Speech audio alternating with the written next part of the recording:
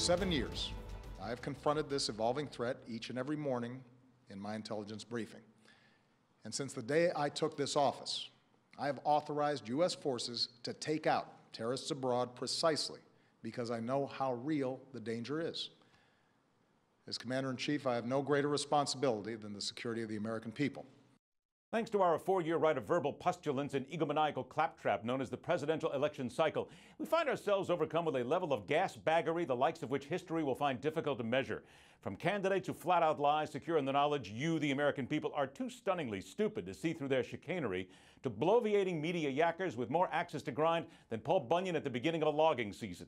We're daily finding it more and more difficult to slice through the overly rehearsed cliches and bovine droppings of our so-called leaders and those who believe if they yell loud enough, you'll make them your leaders because, see the aforementioned, they just know you're too damn stupid for your own good line of thinking. The Sunday night words of President Barack Obama will be dissected and properly derided for weeks and hopefully generations to come. For what we saw from the Oval Office should be a lasting legacy. Teleprompter perfect, measured tones, practiced hand gestures, words so hollow and meaningless they could have been lifted from the voice track of a Fisher-Price toy in the belief that I'm talking to babbling idiots with the IQ of someone who has just soiled their diapers. So let me just try and look presidential and hope no one catches on. Sir, maybe if you needed a lesson in presidential leadership, you should have looked at the calendar. Yesterday, December 7th, 1941,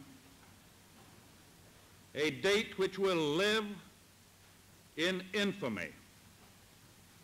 The United States of America was suddenly and deliberately attacked by naval and air forces of the Empire of Japan.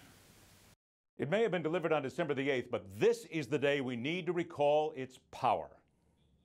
No matter how long it may take us to overcome this premeditated invasion, the American people in their righteous might will win through to absolute victory. Once there were leaders who understood the power of their words and who understood its substance, not syllables, that make the difference. There is no blinking at the fact that our people, our territory, and our interests are in grave danger.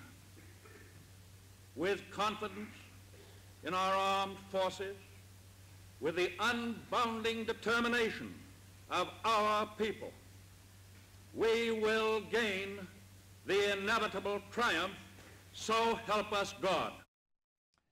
Let us pause for a moment today to never forget when America was attacked, when scurrilous vermin were determined to change our way of life, when one man hand-wrote his message to the American people and spoke from and with a heart, and brought a nation together to win a world war.